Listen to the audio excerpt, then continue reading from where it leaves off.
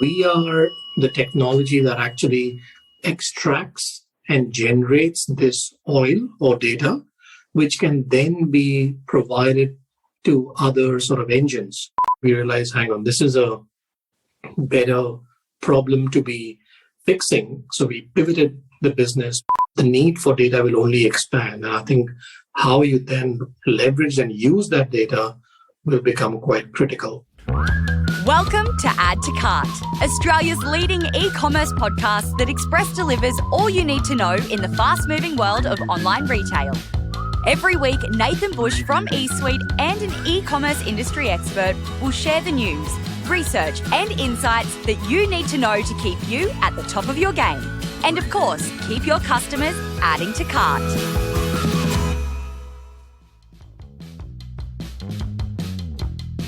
Hello and welcome to Add to Cart. My name is Nathan Bush, host of Add to Cart and director at e-commerce talent agency eSuite. Now put your hand up if you actually enjoy writing product descriptions and those pesky product tags. Yeah, look, this is a visual medium, so I really don't know, but I'm assuming there aren't many hands going up. Today's guest is looking to automate product tagging and descriptions so that you never have to do them again. Abhishek Vohra is the CEO and the founder of AI platform Okkular. Founded in New Zealand in 2019, Okkular helps retailers by taking images of products and automatically generating the product tags that can be used in categorisation, filters and sorting, SEO, and personalisation. They're even working towards creating automated product descriptions so you never have to write them again. Already, they have leading retailers on board, including Blue Bungalow, Myer and Princess Polly. Today, Abby talks us through the nuts and the bolts of how Okkular generates those product attributes. He gives examples of how other retailers are using them and explores the way that AI will be able to speed up some of the manual tasks that we dread in e-commerce. So, thanks to our partners, Shopify Plus and Packleo, here's our conversation with Abby Vohra, CEO and founder of Okkular. Abby, welcome to Add to Cart. Thanks, Nathan. Thank you so much for having me, mate. Oh, I've been looking forward to this conversation. We've been talking about it for a little while now, but we were held up because you were recently at Shop Talk a little bit earlier in this year, which is very exciting to getting back to international events. How was that trip, and did you come back with any learning from the US market that surprised you?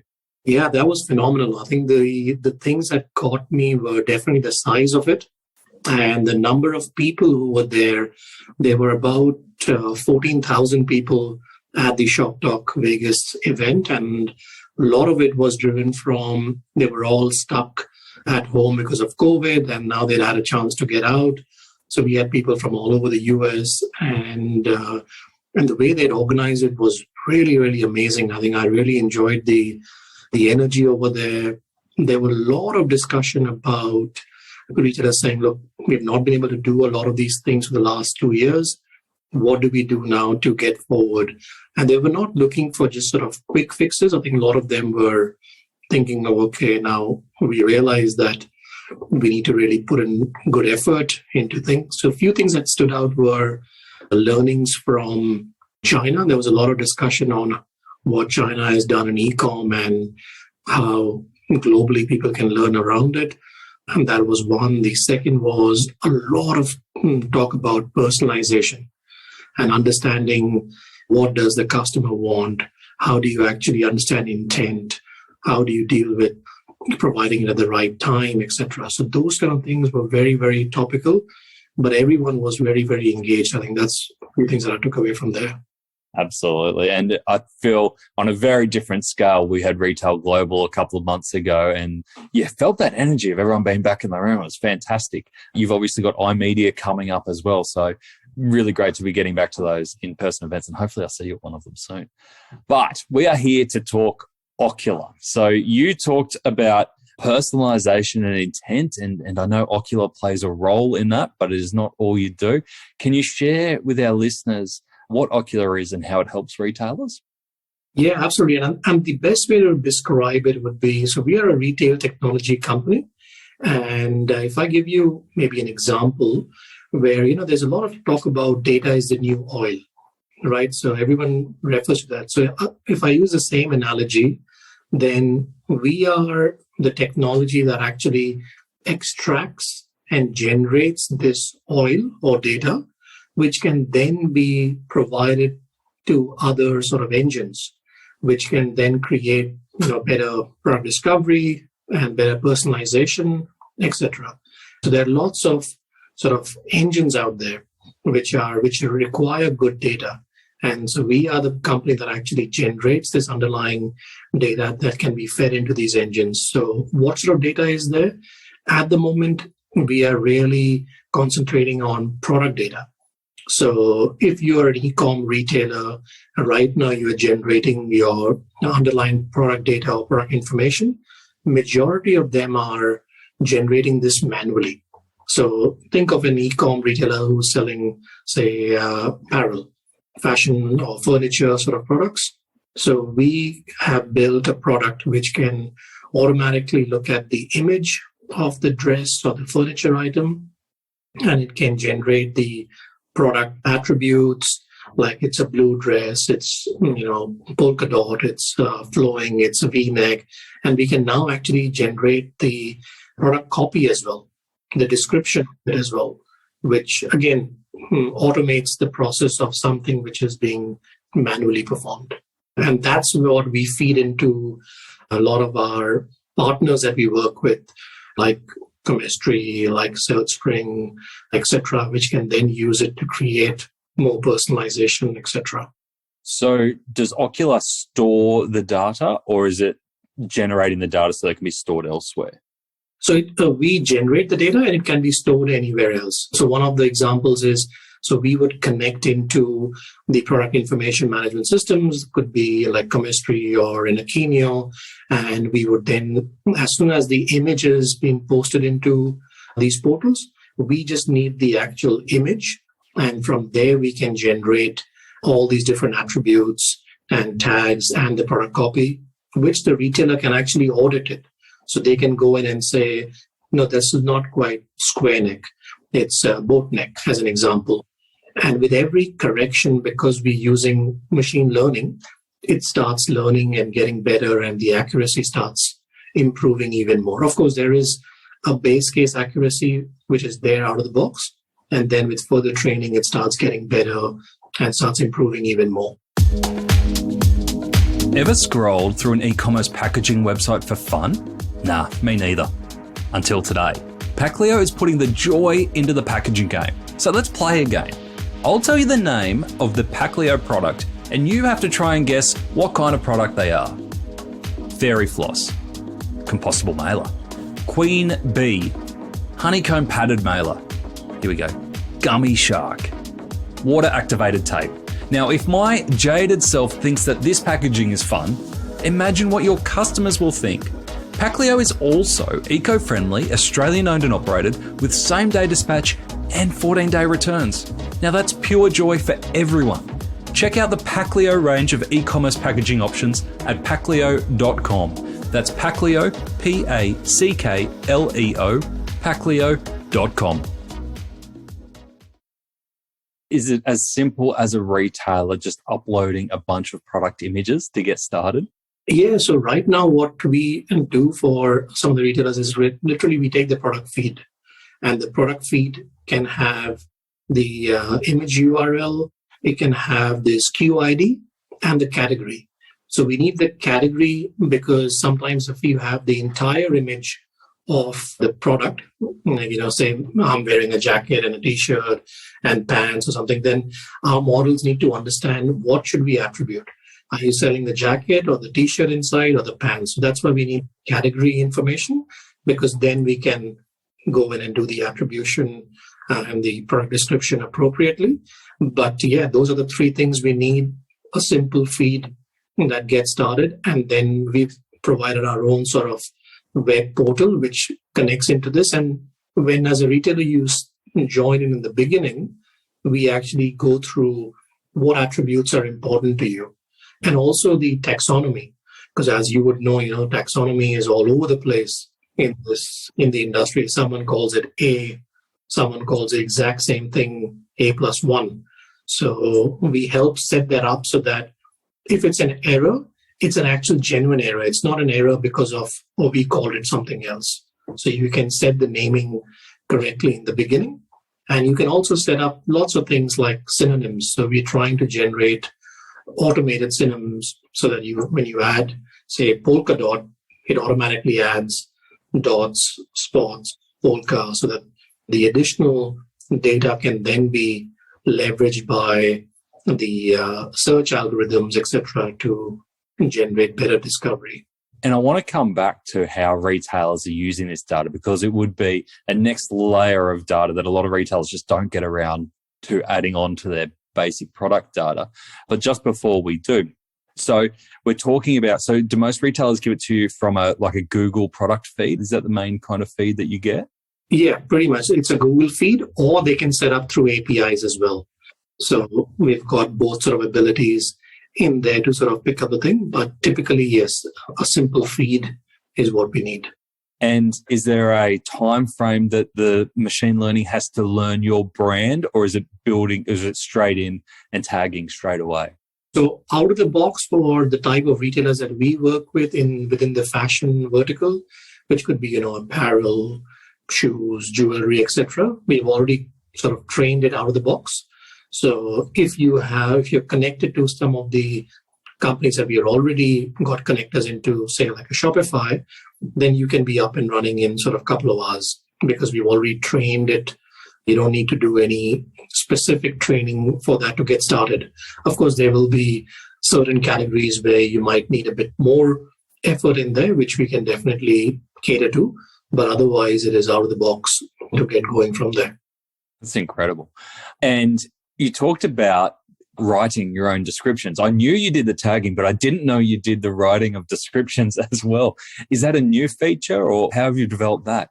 Yeah, no, absolutely. So it is a new feature, and we've sort of just recently launched it with the beta with some of our existing customers. And what we realized was that, of course, there is a whole manual work being done for the product tagging, etc. But writing descriptions is tedious process. You don't want to hire creative, talented people and make them write description, and sometimes you need to write 5, 6, 10 different types of descriptions for the same product because you're selling it through different marketplaces, and each of those marketplaces are saying, well, we want a unique description so that it doesn't interfere on SEO and AdWords and those kind of things. So you literally have people sitting there writing the same thing 10 times. Of course, they have also sort of templatized it in some way, but it's not the best use of their time. So what we did is we said, look, we're obviously generating the tags and attributes. We can overlay that with understanding how we can write the entire copy of it. So we are now testing it out with our retailers, and we've sort of come up with a few types of tones because obviously, brands will have a specific flair they want to go for. And those are the things that we are testing out, saying, okay, what is the brand flair that works? What should we add? What should we remove, etc. from. Yeah. Oh, that's very exciting. I can hear a few product managers and merchies like screaming with delight right now. That's the part. So we are saying, and sometimes when we think of automation, sometimes we think of 0 or 100%, right? We think, it should be fully automated. So what we are saying is, look, this will already provide you a base case. You can use that to further edit it. And I think that's where technology is best used, where it is doing your baseline amount of effort, and then you overlay that with, instead of writing from the ground up, you're saying, okay, it's 70% there, 75% there. I'll edit it instead of doing the whole thing, and then it'll start learning and getting better with time. So I think that's what we're trying to do. So it's more sort of human and AI working together to get the output that you really want. It's always better starting with populated fields and editing fields rather than starting with a whole bunch of blank fields that you've got to work every time. Now, you mentioned some of your clients, and obviously I've had a look around, and on your website you've got listed Blue Bungalow, Myer, Kukai, some brilliant Australian e-commerce retailers in there.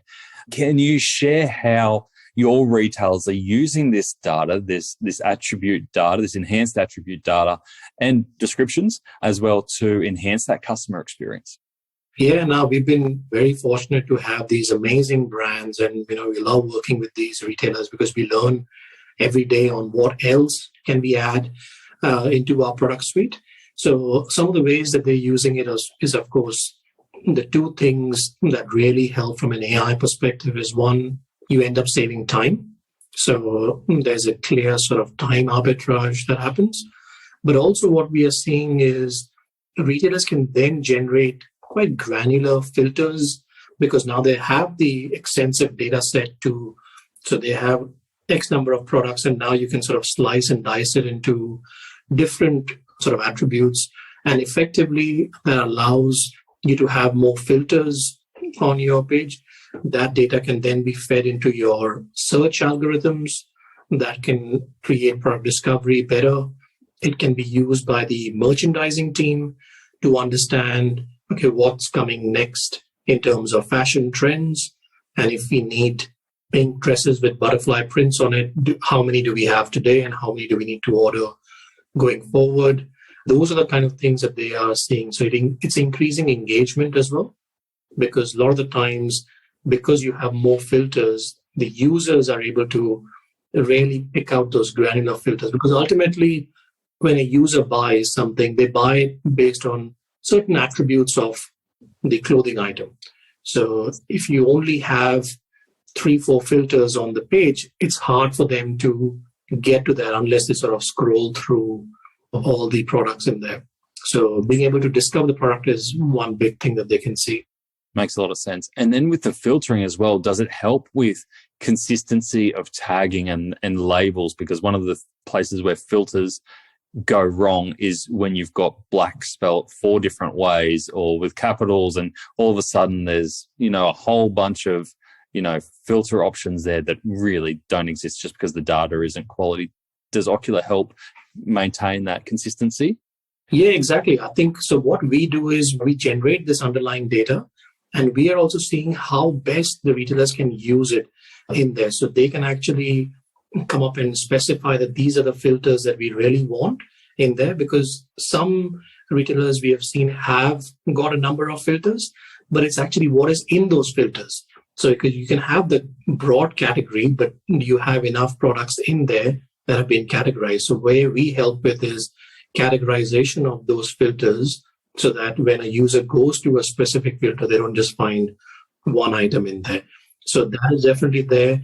And also the search part, because ultimately, if you don't have good underlying product information or good product data, the search algorithms cannot really pick up the right cues or the right words to showcase to the user. Because so many times we've done this test, repeatedly. We have said, okay, if we do a formal blue dress search on a website, it sort of gives you white shirts, black pants, etc. So we're saying clearly something is broken over there. And I think everyone agrees that having more data will be good, but then the question becomes, how much time and effort do we put in to get that fixed? And which is why, conversion rates are really, really low, because if someone looks for A and they get Z, of course they'll be, a bit frustrated and they leave. That's it. Or especially in the fashion world where items might be in and out in 3 months' time. And it's like, how much effort and manual time do you put into creating those descriptions and tags? Yeah. And also, it's also the ROI on, because somehow or the other, people are spending money on, Facebook, Google to bring traffic to the website. So that's paid traffic coming there. They're looking for a product that you have, but when they search for it and they get something else and they leave, you've actually paid for them to come here. And you could have sold them something, but now you can't, sort of thing. Yeah. Is that enhanced layer of data that you're adding for your retailers helping them showcase their product in different ways, like being able to create more category pages or being able to personalize recommendations better for customers?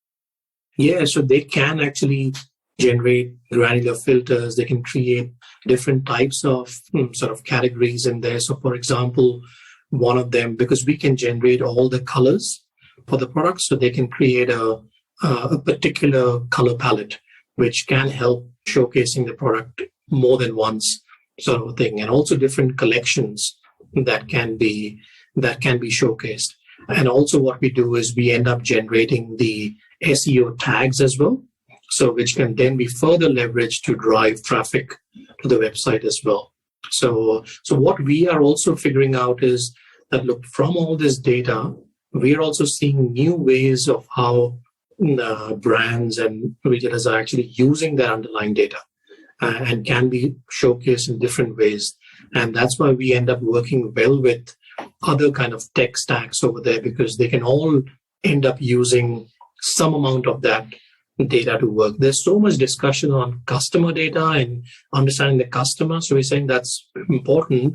But if you can really understand your product information as well, which are the two, obviously, that's the lifeblood for any e-com companies, and you can join those together, I think that project or that part actually will have a huge merit over time. Mm.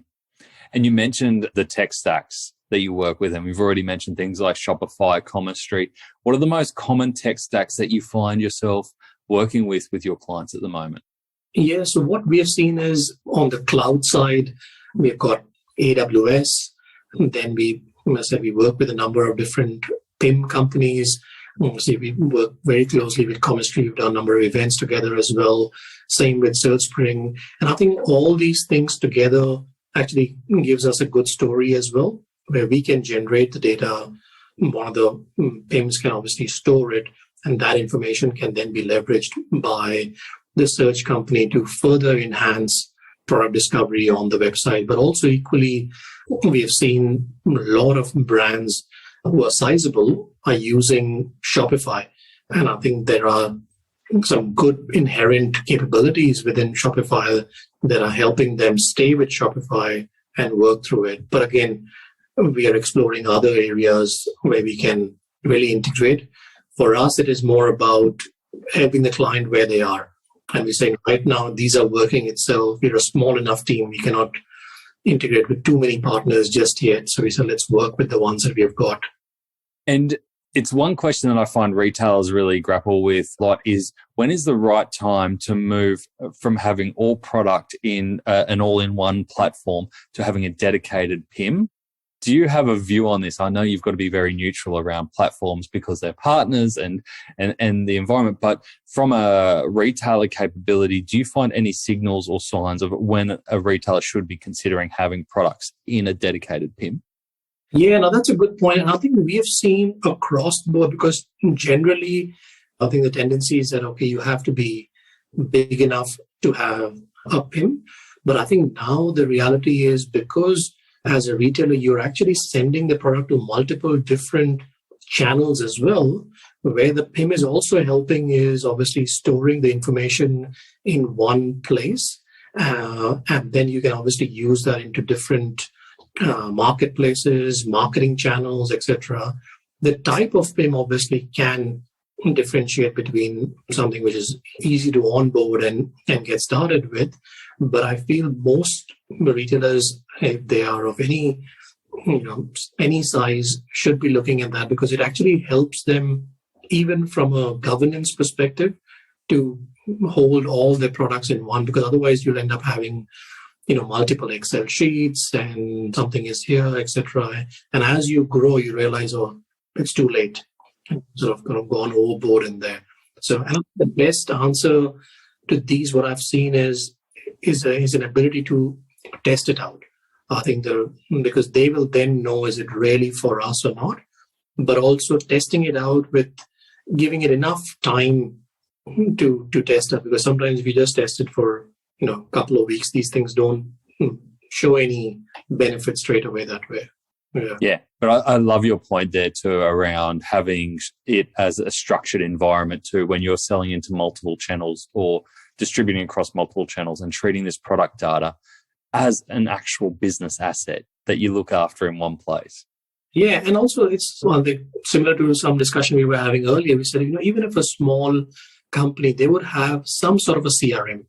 So if you're having a CRM of some kind, you should, because obviously you want to keep the customer information together so you can market it properly and, you can really use it and leverage it in the best way.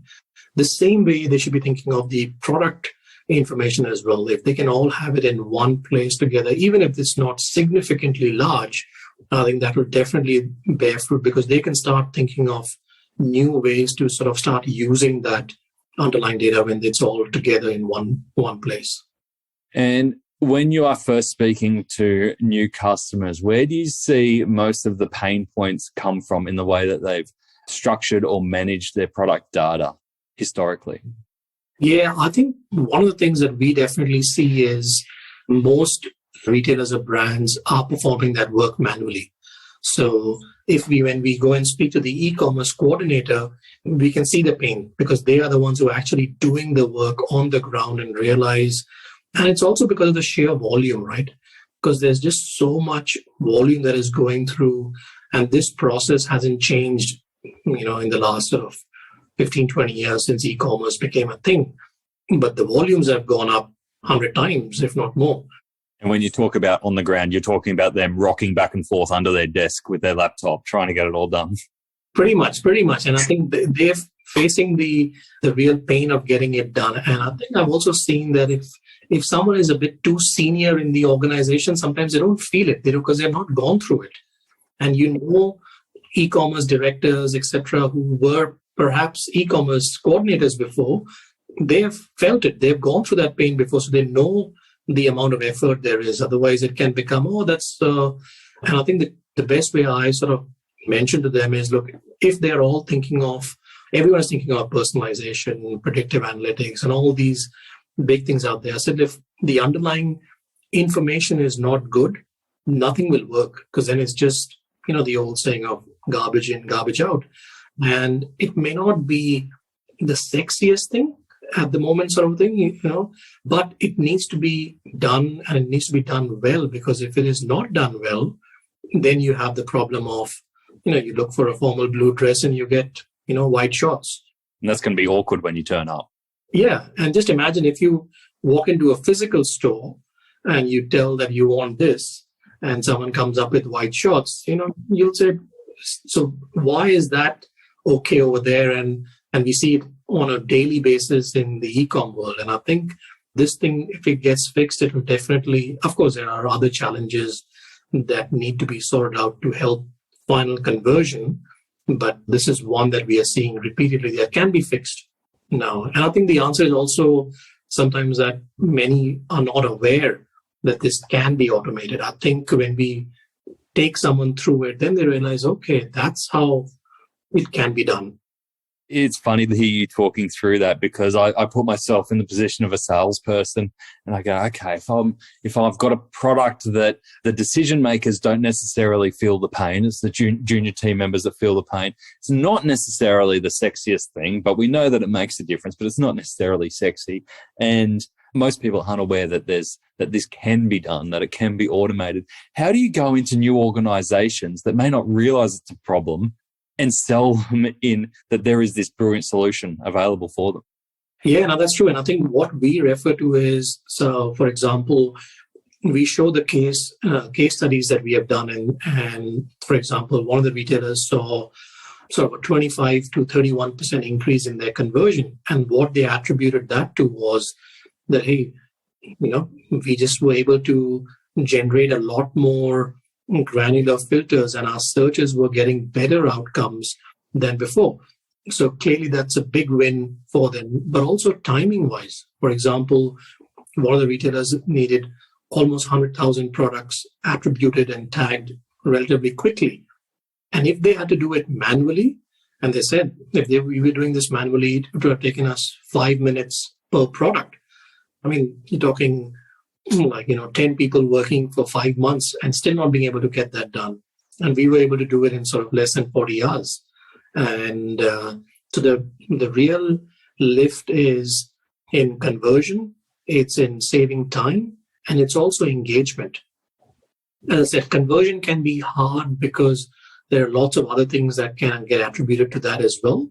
Or that could result in there. But engagement, it's a very clear to be able, we can show them, before filters being used and after filters being used, because now users can trust those filters, because users have also sort of stopped using filters on certain websites because they think, it doesn't work in there. So for us, that's what we've been doing. We've been going and showing that this is a really painful, mundane process, but it's very critical for your business, and we can actually automate that process. And obviously, the early adopters that we're working with have recognized that, look, we don't want to be doing this work. And then, of course, some of the partners have also played in and said, look, we need this data. If you don't have good data, we cannot really create better experiences for your end customer. And I think those things help as well in getting us through the door.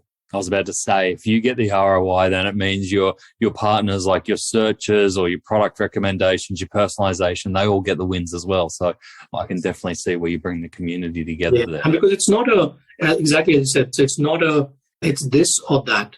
And we can say, we can actually generate this, which can then be fed into lots of your current tech stack, which will also benefit from it. So what was the moment, Abby, where you went, I've got this idea and I think there's a business in it and I'm going to go after it? Yeah, no, that's a really good question. So we used to run a marketplace before. So we have basically 4 founders, and 3 of us were flatmates in New Zealand when we were studying together, doing our undergrad. And, one went off and did his PhD in computer science. One moved to Melbourne and I moved to Sydney, and we met another founder who was based in Melbourne. So we were running this marketplace and we were, uploading the products ourselves and making sure that, we have tagged it, attributed it. And at some stage we said, look, man, this is just painful. I mean, we're getting all these products, but we need to make sure that the end customers can find it. And if we don't do this work, it's, it was just taking up so much time. So we sort of felt the pain ourselves. In a way, we were the e-com coordinators collectively. And so this flatmate of mine at that time, he said, look, I'll build you guys perhaps something which could help in automating this process. So when we started exploring that, so effectively it started off as an internal tool to solve our problem. And as we went through it, we realized, hang on, this is a better problem to be fixing. So we pivoted the business, we shut off the marketplace, and we said, look, this is what I think we should go after. And then we sort of came up with the broader vision that once everyone has the same problem. We went and spoke to a lot of the other people, and they said, look, the data becomes a crucial bottleneck for all sorts of things. So if you guys can figure that out, people will tell you how in different ways they're using that underlying data. You don't have to give them different engines. There are lots of engines. You just generate that oil. And we said, okay, so that's how we sort of started off and then sort of moved in full time in getting it going.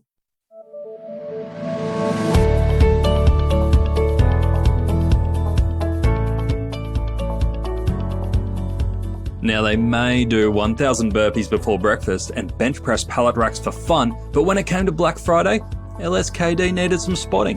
Introducing the well-built Shopify Plus. Look out. LSKD re-platformed onto Shopify Plus between the 2019 and 2020 Black Friday sales period in order to keep up with the huge growth and automated processes that were running through the business. And the results were a PB.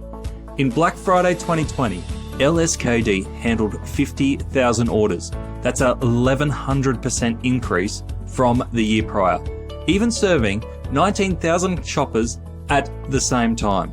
Talk about some serious gains. Hoo-ha! To read more of LSKD's story and see other case studies, visit the customer section on shopify.com.au/plus. You can also hear the full LSKD story and its incredible growth story back on episode 76.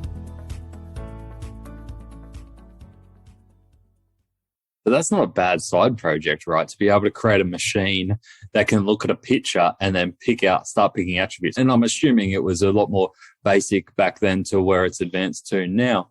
But where do you and the team start with creating that technology from scratch? Our main thing was, so one way to look at it is, why has this AI become topical? Just generally, right? So, and there's sort of three aspects to that. One is just around the world, you've seen an explosion of data, right? Just any type of data, from sending emails to messages to searches to anything of that sort. So there's a lot more data that we are generating. The second is the processing power and computing power cost has reduced significantly because of the likes of, AWS, Google's, etc. You can actually process a lot more faster. And third is really the advancement in the algorithms that has happened over the last sort of, 30, 40, 50 years. So these things together has allowed a lot more data to be processed to create sort of maybe data sets and outputs that can be done, which is what has helped AI become more topical and something that can be done in there. For us, the best way that I can explain is, think of it like it's an artificial brain, right? So we have sort of curated a data set, which would be filled with V-neck, square neck, boat neck, etc. So we are basically teaching this brain, okay, this is what V-neck is, square neck, and that's where our sort of ability has come in on how quickly can you train it? Can you train it with limited data set and data set which is without noise? Because if you give it too much noise, then it gets confused on what exactly is it. So we've been able to teach it, and then we sort of partnered up with a couple of fashion schools as well to build a taxonomy of what is relevant to fashion, what would be appropriate. And based on that, we then created data sets, then we taught this artificial brain, and then it starts sort of splitting out the output. And as it spits out the output, if it is incorrect, that's where we are getting others to audit that information and say, no, this is not quite right.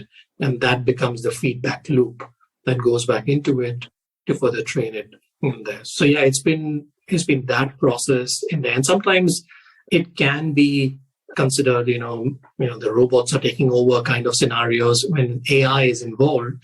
But really where we are around the world in terms of the AI practice, it is effectively automating certain manual heavy tasks and key tasks. I think there's a lot more to go to get to that sort of general AI where, they understand everything. And there's been huge progress made in the last 10 years in those sort of areas, but I think there's a long way to go before the robots take over. Are there any product attributes or product details that you wish you could train these artificial brains on that you haven't been able to manage yet, and that you go, when we do that, that'll be the holy grail?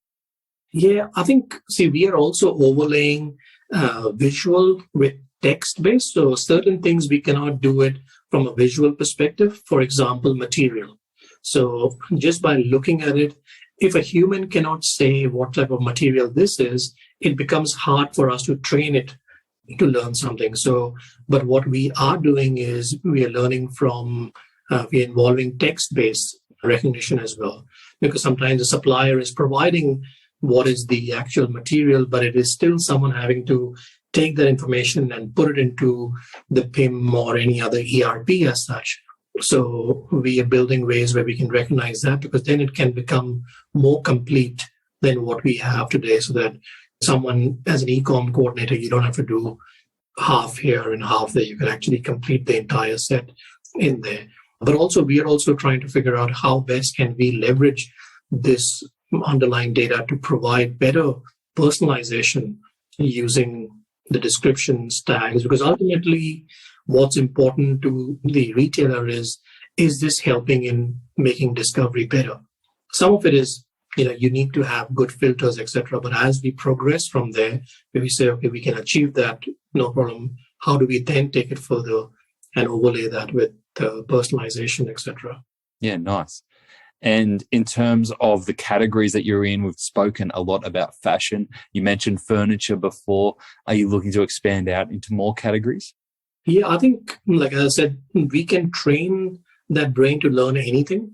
We just want to be laser focused in these areas right now because we're saying that's where the visual plays the biggest role at the moment, is the fashion vertical, which includes, apparel, footwear, jewelry, bags, accessories, etc., and the furniture, homeware segment. But down the track, definitely we'll be keen to explore other categories. We've got some categories in mind which we haven't trained for just yet, just because we said, look, if we want to go after it, we want to make sure that it's done well. And we just feel that we may not be able to give it the ample time that it deserves just yet. Yeah, very smart. There's still a whole lot of human involvement in machine learning, isn't there? Yes, exactly. So we need to make sure that because the work moves further down where you're actually curating those data sets as well. Yeah. When I was doing a bit of research for this conversation, I actually spoke to one of your retailers, and I won't name them because they might get embarrassed. And they were raving about you, obviously. But they said that they thought that you had the opportunity to disrupt the world of online dating by tagging humans on platforms like Tinder and Bumble so that people get better matches. What do you reckon about that idea? Right. I can see. Wonder if there was a few drinks involved before coming up with that idea, but maybe a few bad dating experiences. Yeah, I think I can see based on the quality of what fashion they prefer, matching them based on those attributes. Hey, you like ABC, we like ABC. Yeah, look, I think there are different use cases on being able to use the underlying information, which is absolutely there. And what we do is, once a month, we actually discuss a whole heap of use cases that have come out from customers, partners, in teams, and then we sort of go and rank it, and then we sort of store it into a data set, and we say, okay, let's keep these ideas to come back and sort of work on going forward, and how do we actually take it forward. So, but the key thing is it's great to be able to see that the retailers are seeing value from what we are doing, and now it is just a question of how do we further enhance this, and I think that's a continuous process to continue to do that. And look, 10 years ago, we probably would never have thought that you could upload a product file with an image in it and something else would automatically populate all the attributes and even the description. Where do you think 10 years from now, even if we take product out of play, but where do you think machine learning and intelligence, what role do you think that will play for retail, say in 10 years' time? Yeah, I think a lot of these things will become just business as usual. It'll become something which is quite new and cutting edge. Right now will just be, hey, that's just part of BAU. And also it'll be more on sort of hyper personalization, understanding that intent of the customer. What do they really want, and almost sort of surfacing. I know Amazons of the world do that, but I think being able to break it down for smaller organizations to be able to leverage all that technology will be there. And I think that's where it'll move towards, where you can sort of understand. And there'll be a lot more on sustainability as well, where, even now people want to really understand where is the product being sourced from, where the materials being sourced from, who's working on it. So I think through technologies like blockchain, etc., that's already happening, but those things will definitely progress this. The other part is because of the sheer volume increase that is already happening and is going to happen even more, the only way to solve a lot of these things will be to not just throw technology at it, but also build intelligent teams who can then leverage technology as an input to do it. Because sometimes a lot of the AI projects internally fail, because as I said, the intention is either it works 100% or it doesn't, sort of thing. And if it doesn't, we're saying, okay, we'll just default to this. And also culturally, teams have to be prepared to go through that trial and error and seeing, okay, what really is appropriate for our business. Because you don't want to go after, just a shiny toy, because, sometimes these names can be thrown around, right? AI, machine learning, it can be thrown around and it becomes like, oh, here you go again. Those are things. So, and I think that has to be factored internally from the team on what is appropriate for the business, what is the real problem, and can technology be an enabler in doing that, as opposed to can I just do it 100%? Ideally, yes, that's nirvana, but sometimes getting to that is not going to be in a week's time, sort of a thing. Oh, it makes a lot of sense when, we're already having trouble finding great e-commerce people and encouraging them and moving up them on a path. If they're spending their time getting creative and enhancing data rather than trying to reinvent the wheel every time from scratch, it's a nice solution from that perspective. But I love where you were going with blockchain, because, it got me thinking around, are we going to a world where it's not going to get to this point where we've got this final glossy photo of a product and then we tag it, but the tags actually build up along the way and the product data builds up along the way and gets carried along the chain, so that we're not reliant on this one flat image towards the end to tell us everything about it. Yeah, and also, like, we've been just discussing with people about the metaverse, and how the use and the need for data is only going to expand exponentially. It's not going to decrease, because the way we're going to search and the way we're going to find what is relevant to us is not going to be just by, right now it's mainly text-based, right? So it won't be that. But at the same time, you want to be able to use those images, your personas of what you've actually bought previously, and you sort of carrying that along with you through whichever sort of world you might be in, physical or virtual. But the need for data will only expand. And I think how you then leverage and use that data will become quite critical. The metaverse plus dating plus Okkular. I think you've got a new product there. Abhi, go register it. I'm changing business straight away. Abhi, it has been so great to speak with you. And we could have gone down the rabbit hole even further, I think, on a lot of those questions. But brilliant to get the high-level view on what you're doing at Okkular. It's fascinating. And I think a lot of retailers will be listening to this going, we want to know more. So how can people get in touch with you and the team? Yeah, so no, thanks again, Nathan. Appreciate it for getting in touch, obviously, directly with me on LinkedIn thing, or obviously from our website, okkular.io. We've got our normal form set up over there. But I'm always curious to engage and chat with retailers, because every time we have a conversation, it actually helps us think of new ways to help them, and obviously new type of features, some more basic than what I think, Nathan, you were going with. But still, those are, those are really helpful conversations. So, but I've really enjoyed this conversation, and it's given me a lot of food for thought myself. So thank you for engaging on this. Thanks, Abhi. It was brilliant talking to you. So if you're listening to this podcast while you're mapping out all that product data, know that the robot help is on its way. Just hang in there. Here are the 3 biggest takeaways I took from our chat with Abhi today. Number 1, multiple channels usually require a PIM. I often get asked the question by growing retailers of when is the best time for a dedicated PIM, that's Product Information Management System. I think Abhi articulated pretty well when he said that as soon as you are selling in multiple channels, such as websites, marketplaces, third parties, where they all require different types and formatting of data, a PIM becomes crucial for maintaining that one source of your very, very precious product data. It's a simple response to a difficult question, but I liked it. Number 2, AI isn't perfect, and don't expect it to be. One of the key messages that Abhi kept coming back to is that he doesn't expect Okkular to be perfect every time. Instead, he would rather it take 80% of the grunt work that you used to do and leave you with 20% of the refinement and creativity. I made up the percentages, but you get it. It's better than doing the whole thing from scratch. I've seen AI tests fail when they don't perfectly replace humans. That shouldn't be the task. We should be asking how they optimize humans. And number 3, train the machines. Extending the concept of AI not having to be perfect, Abhi gave us some insights on how they've trained Okkular's AI robots, even taking the data to fashion schools to help train the brain on different categories and the features of fashion. The nerds can't do it all.